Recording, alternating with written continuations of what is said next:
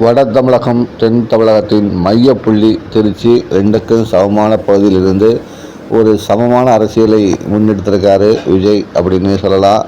திருச்சியில் விஜய் இன்றைக்கி வந்துட்டார். காலையிலே வந்திருக்காரு. 10:30 மணிக்கு தான் அவர் மக்கள் பிரச்சாரத்தை ஆரம்பிக்க போகிறாரு. ஆனால் இப்போவுமே பார்த்திங்கன்னா திருச்சியில் கட்டுக்கடங்காத கூட்டம் காணப்படுது.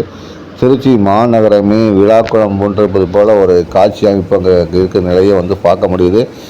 விஜயோடைய பேச்சை கேட்பதற்கு ஏராளமானவர்கள் இப்போதே மரக்கடை எம்ஜிஆர் சிலை அருகே குவிஞ்சிட்ருக்காங்கிறத பார்த்துட்ருக்க முடியுது. அந்த வகையில் விஜயோடைய இந்த மக்கள் பயணம் ஒரு வெற்றி பயணமாக அமையுமா என்று சமூக ஆர்வலர்கள்லாம் பார்த்துட்டு வராங்க.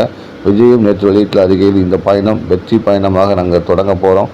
தொண்டர்கள் இராணுவ கட்டுப்பாடுடன் இந்த பயணத்தை வெற்றிகரமாக நிறைவேற்றணும். ஏன்னா நமக்கு மற்ற கட்சிகள் மாதிரி தகுந்த பாதுகாப்பு அவங்க கொடுக்கல. அதனால் நம்ம தொண்டர்களே தகுந்த பாதுகாப்பை கொடுக்கணும்னு விஜயே வேண்டுகோள் விடுத்திருக்காரு என்பது குறிப்பிடத்தக்கது.